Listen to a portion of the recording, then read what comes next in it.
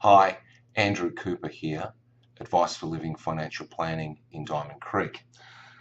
I know we've been bombarding you a bit lately with material, but the Royal Commission into banks and financial services has gained so much press and been so horrific in some ways that I felt I really needed to say a couple of words about that and also to provide some reassurance to our clients. Like most of you, I've been horrified at what has happened. Although over the years, I've said to many of you that if you go to a bank planner, and I include AMP in that, then you're almost certainly going to come out with a bank product. Whether or not it's in your best interest or not seems to be irrelevant, and certainly some of the stories in the papers over the last few days have been indicative of that.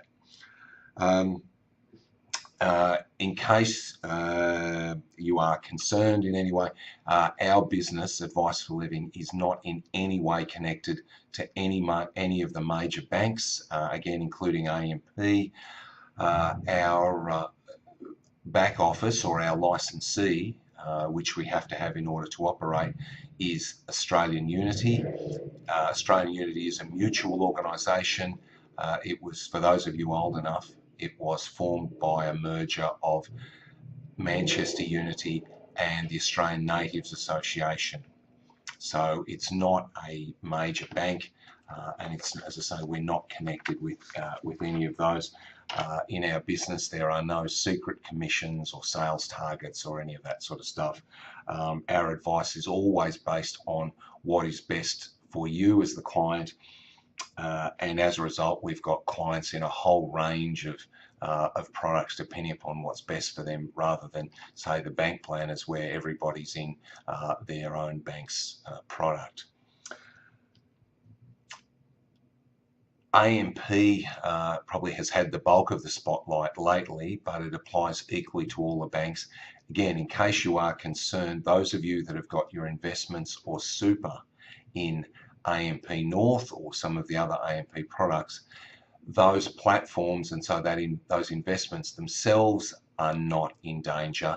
It's been the actions of the planners that have been the issue. So if your super and investments are in AMP North, or alternately Colonial First State or First RAP, which is owned by the Commonwealth Bank, or OnePath, which is owned by ANZ, or BT, which is owned by Westpac, or MLC, which is owned by NAB. Those investment platforms and the underlying investments are not in danger.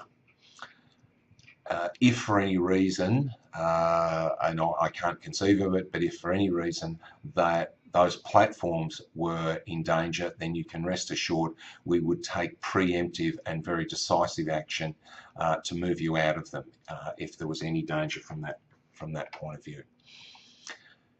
Finally, I just wanted to make an offer. If you've got friends or family who have dealt with an AMP planner or a bank planner and they're concerned about the advice they got, then we'd be happy to review that advice for them at no cost, just to make sure that either the advice they were given was appropriate and was good, or alternately, if for some reason it wasn't good and they were overcharged.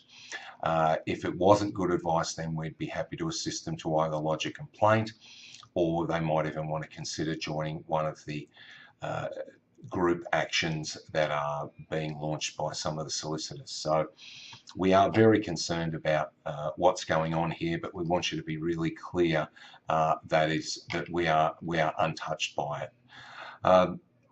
The reason I got into financial planning many years ago was because Alison and I got some appalling advice from a bank planner, which cost us substantial amounts of money. And I was determined that anybody that I could help would never have an experience like we had. So rest assured, we will continue to act in your very best interests at all times. And as I said, if there's anyone you know who may have suffered at the hands of one of the banks or AMP, then please feel free to have them give us a call, and we'd be happy to review their advice. Thanks.